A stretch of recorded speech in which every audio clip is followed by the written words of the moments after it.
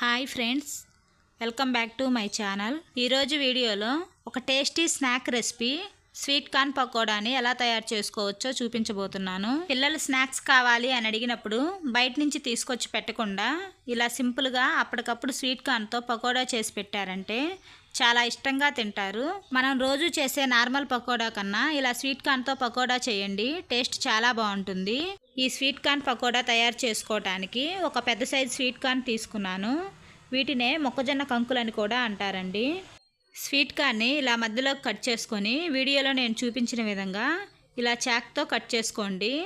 లేదంటే మీరు ఒకదాని తర్వాత ఒకటి తుంచాలంటే చాలా టైం పడుతుంది, కాబట్టి ఇలా చాక్తో కట్ చేసుకుంటే మీకు త్వరగా స్వీట్ కార్న్ అనేవి సపరేట్ అవుతాయి. ఇలాగే మిగిలిన స్వీట్ కార్న్ అంతా కట్ చేసుకున్న స్వీట్ కార్న్ని ఒక బౌల్లోకి వేసుకుందాం.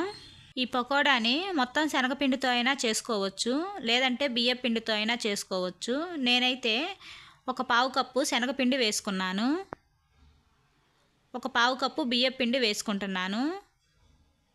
లేదంటే ఒక 4 టేబుల్ స్పూన్స్ శనగపిండి, 4 టేబుల్ స్పూన్స్ బియ్య పిండి వేసుకోండి. ఇందులోకే ఒక 2 పెద్దుల్లిపాయల్ని సన్న ముక్కలుగా కట్ చేసుకొని వేసుకోండి. 2 రెమ్మల కరివేపాకుని సన్నగా కట్ చేసుకొని వేసుకోండి. కొంచెం కొత్తిమీర తరుగు, మీరు తినే స్పైసీని బట్టి కారం వేసుకోండి. నేనైతే 1/2 టేబుల్ స్పూన్ కారం, 1 టేబుల్ స్పూన్ సాల్ట్ని వేసుకుంటున్నాను. ఇందులోనే 1/2 టేబుల్ స్పూన్ మిరియాల పొడి వేసుకొని ఈ పిండి మొత్తం కలిసేలాగా కలుపుకోండి. ఈ పిండి మొత్తం స్వీట్ కార్న్లో బాగా కలిసే విధంగా స్వీట్ కార్న్స్ని కొంచెం ప్రెస్ చేస్తూ కలుపుకోండి. లేదంటే మీరు స్వీట్ కార్న్స్ని మిక్సీ వేసుకొనైనా ఆ పేస్ట్ వేసుకొని కలుపుకోవచ్చు. ఇప్పుడు వీటన్నింటినీ ఒక పెద్ద బౌల్లోకి తీసుకొని వీడియోలో చూపించిన విధంగా ఇలా కొంచెం ప్రెస్ చేస్తూ కలుపుకుంటే అందులోని వాటరే సరిపోతాయండి. ఒకవేళ వాటర్ సరిపోలేదు అనిపిస్తే ఒక 2 టేబుల్ స్పూన్స్ వాటర్ వేసుకొని కలుపుకుంటే సరిపోతాయండి. ఈ పిండిని కలుపుకోవటానికి వాటర్ ఎక్కువ పట్టవండి. వీడియోలో చూపించే విధంగా ఇలా గట్టి పిండి ముద్దలాగా ఈ పిండిని కలుపుకోవాలి. మరీ లూజ్గా కలుపుకున్నామంటే ఆయిల్ ఎక్కువ పీల్చుకుంటుంది. పకోడీ కోసం మనకి పిండి రెడీ అయిపోయింది. ఇప్పుడు స్టవ్ మీద కడాయి పెట్టుకొని డీప్ ఫ్రైకి సరిపడా ఆయిల్ పోసుకుందాం. ఈ ఆయిల్ బాగా హీట్ అయిన తర్వాత కొంచెం కొంచెంగా పిండిని తీసుకొని వీడియోలో చూపించే విధంగా పకోడీలాగా వేసుకోవాలి.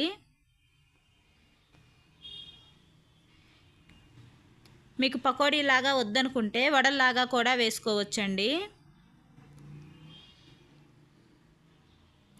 మంటను మీడియం ఫ్లేమ్లోకి అడ్జస్ట్ చేసుకొని వేసిన వెంటనే కలపకుండా ఒక 2 నిమిషాల తర్వాత మిగిలిన వైపుకి టర్న్ చేసుకొని 2 వైపులా మంచి గోల్డెన్ బ్రౌన్ కలర్ వచ్చేంత వరకు ఫ్రై చేసుకున్నామంటే వేడివేడిగా పకోడీలు రెడీ అయిపోతాయి.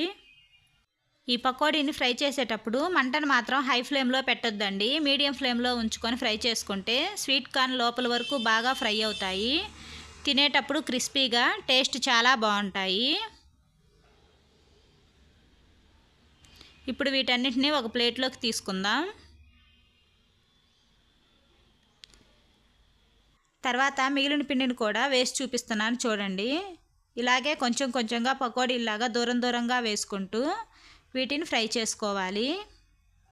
ఈవినింగ్ టైంలో స్నాక్స్ తినాలి అనుకున్నప్పుడు ఇలా అప్పటికప్పుడు స్వీట్ కార్న్తో ఇలా పకోడీ చేసుకొని తిన్నారంటే టేస్ట్ చాలా బాగుంటుంది. ఎలాంటి చట్నీలు లేకపోయినా ఇలాగే తిన్నా టేస్ట్ బాగుంటాయండి.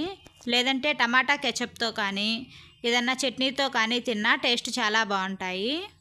ఫస్ట్ టైం మా ఛానల్ చూసేవాళ్ళు తప్పకుండా సబ్స్క్రైబ్ చేయండి. ఈ వీడియో మీకు నచ్చినట్లయితే లైక్ చేయండి, మీ ఫ్రెండ్స్కి షేర్ చేయండి.